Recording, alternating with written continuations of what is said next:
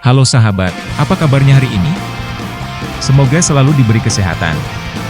Kali ini aku akan membagikan 10 episode paling mengharukan di anime Inuyasha, jadi jangan lupa siapkan tisu kalian. Tapi sebelum itu, seperti biasa aku minta bantuan subscribe-nya dong. Terima kasih buat kalian yang sudah subscribe. Semoga rezekinya dilancarkan, amin. Semangatlah berkalibrasi frekuensi yang sama. Saatnya untuk mengikat janji, merangkum indahnya laras rasa nihil ragu, biarlah merayu di ruang biru. Bias kita jadi tak sugai ragamu mendayu suara dirimu. Jadikan hanya aku satu-satunya sembara tembari sembeli ular. Nyanyikan ku kidung setia. Jadikan hanya aku satu-satunya sembara tembari sembeli ular. Nyanyikan ku kidung setia. Episode 107, Inuyasha menunjukkan air matanya untuk pertama kalinya. Episode ini adalah salah satu episode di Shichinintai Arc, episode di mana Kagome, Sango, dan Miroku hampir mati karena racun Mukotsu dan dibakar oleh Renkotsu. Setelah menyelamatkan Kagome, Sango dan Miroku dari kuil Renkotsu yang terbakar, Inuyasha mendapati kenyataan kalau teman-temannya belum lepas dari bahaya karena racun Mukotsu. Karena takut dan putus asa tak bisa berbuat apa-apa untuk menolong teman-temannya, Inuyasha pun menangis. Buat sebagian orang mungkin berpendapat kalau episode ini lucu dan bikin ketawa, tapi tak sedikit juga yang menganggap ini salah satu episode paling mengharukan. Episode 52, Sifat Asli Seorang Siluman. Saat melanjutkan perjalanan untuk mengejar Naraku, kelompok Inuyasha harus menghadapi sekelompok bandit manusia yang ternyata diketuai oleh seekor siluman bernama Gatenmaru. Terdesak, Inuyasha bersama Miroku terkurung dalam jaring kepompong yang dikeluarkan Gatenmaru. Saat itulah, Inuyasha berubah menjadi siluman sempurna. Setelah menghancurkan jaring kepompong milik Gatenmaru, Inuyasha yang hilang kontrol pun langsung membantai Gatenmaru beserta para bandit manusia bawahannya tanpa ampun. Setelah Inuyasha kembali normal pun warga desa yang ditolongnya menjadi takut pada Inuyasha. Scene terakhir saat Inuyasha mencuci tubuhnya yang berlumur darah manusia, dan saat Inuyasha menjadi kesal karena bau darah manusianya susah hilang dari tubuhnya, lalu Kagome datang memeluk Inuyasha dari belakang untuk menenangkannya, cukup mengharukan. Episode 126, Ubah sakit hati menjadi keberanian. Episode saat Kagura yang bekerja sama dengan Akago berhasil menculik Kagome. Akago dengan kekuatannya mencoba untuk mengendalikan Kagome dengan cara menguasai kegelapan hatinya. Dan di dalam hati hanya ada satu kegelapan kecil, yakni rasa cemburunya terhadap Kikyo. Entah hidup atau mati, hati Inuyasha akan selalu jadi milik Kikyo, gumam Kagome yang mulai masuk ke dalam kendali Akago. Dan di saat yang bersamaan Inuyasha datang menerobos masuk ke tempat persembunyian Kagura dan Akago untuk menyelamatkan Kagome. Penonton banyak menganggap episode ini mengharukan, melihat bagaimana kuatnya Kagome merubah kegelapan hatinya menjadi kekuatannya. Episode 124, Perpisahan Kikyo, Kekasihku. Sesuai judulnya di sini, Kikyo benar-benar nyaris mati. Kikyo seperti biasa dengan beraninya melakukan konfrontasi langsung dengan Naraku. Namun di sini Kikyo sedikit salah langkah. Kikyo yang masih mengira Naraku takkan bisa membunuhnya karena masih memiliki perasaan Onigumo dalam dirinya, tak mengetahui bahwa Naraku telah membuang perasaan Onigumo tersebut. Naraku pun tanpa ampun menusukkan tentakelnya ke tubuh Kikyo dan membuat Kikyo jatuh ke dalam sungai miasma di bawahnya. Inuyasha datang terlambat sesaat setelah Naraku lenyap dan hanya bertemu Sesshomaru yang sebelumnya juga mengejar Naraku. Inuyasha menyalahkan Sesshomaru karena tak menyelamatkan Kikyo. Namun Sesshomaru mengatakan bahwa satu-satunya orang yang gagal menyelamatkan Kikyo adalah Inuyasha sendiri, dan itu membuat Inuyasha sangat putus asa. Episode 134, Wanita yang Mencintai Sesshomaru, Bagian 2. Salah satu episode filler terbaik sepanjang serial anime Inuyasha. Dikemas dalam 2 episode, filler ini berfokus pada Asano Sara, seorang putri yang jatuh cinta pada Sesshomaru. Sarah rela melakukan apapun demi untuk mendapatkan cinta Sesshomaru, termasuk mencuri Tessaiga Inuyasha untuk diberikan kepada Sesshomaru, meskipun pada akhirnya Sesshomaru tetap menolaknya. Di akhir cerita, akhirnya Sarah memutuskan untuk melawan Sesshomaru. Dalam keadaan sekarat, Sarah menyerahkan jiwanya pada siluman demi agar bisa melihat Sesshomaru lebih lama, namun Sesshomaru memakai Tessaiga yang sebelumnya diambil Sarah untuk menebas siluman yang hendak memakan jiwa Sarah. Jiwa Sarah pun terselamatkan dan dia meninggal dengan tenang. Final Act 9, Sesshomaru di dunia bawah.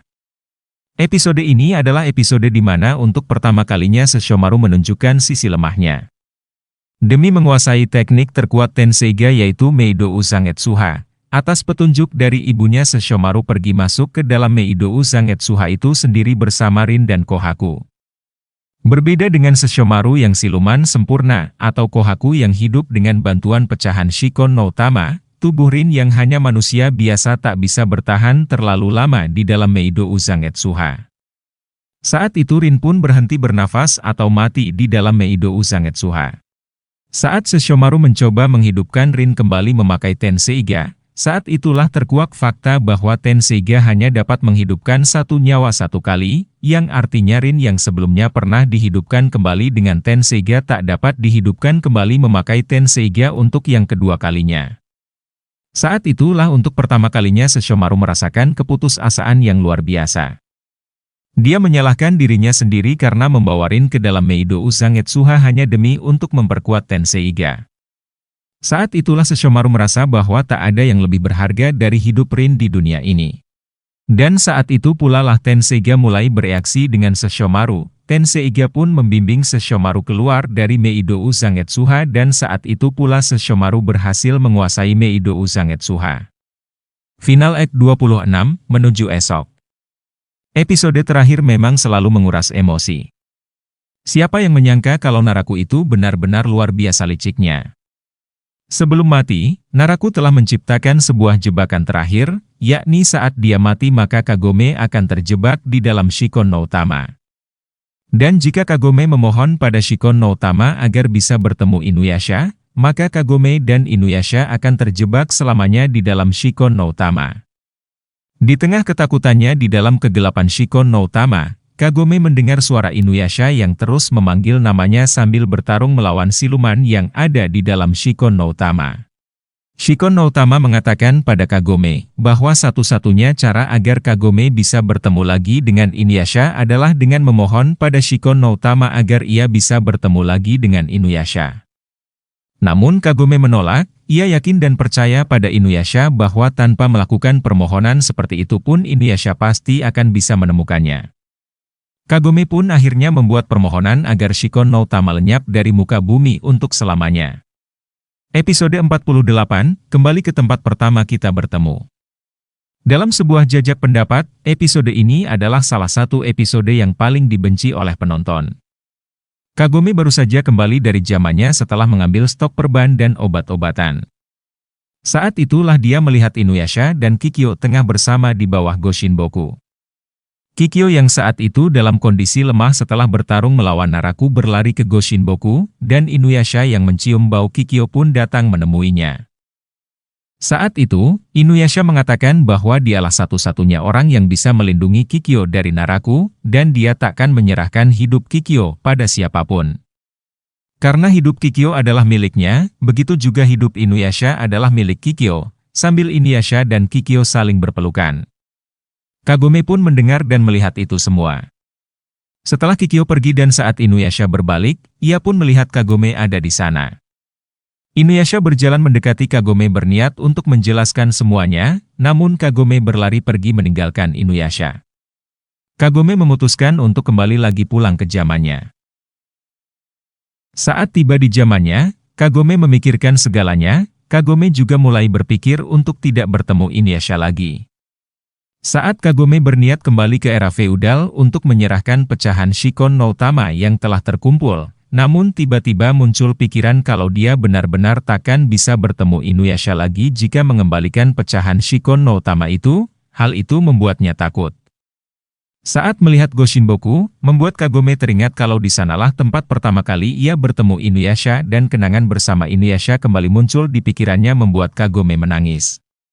Saat itu pun Kagome sadar kalau dia benar-benar telah jatuh cinta pada Inuyasha. Final Act 2, Angin Kagura. Di tengah kegundahan dan ketakutan karena jantungnya bisa kapan saja dihancurkan oleh Naraku, Kagura pun memutuskan untuk pergi sejauh mungkin dari Naraku.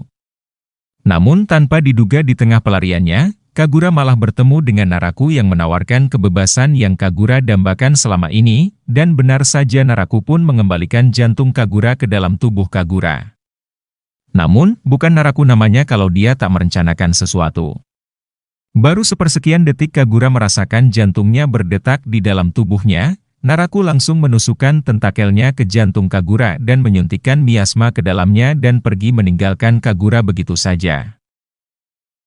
Kagura masih percaya bahwa hari yang ia nantikan akhirnya datang, dia hanya perlu menyembuhkan lukanya dan dia bebas pergi kemanapun dia mau.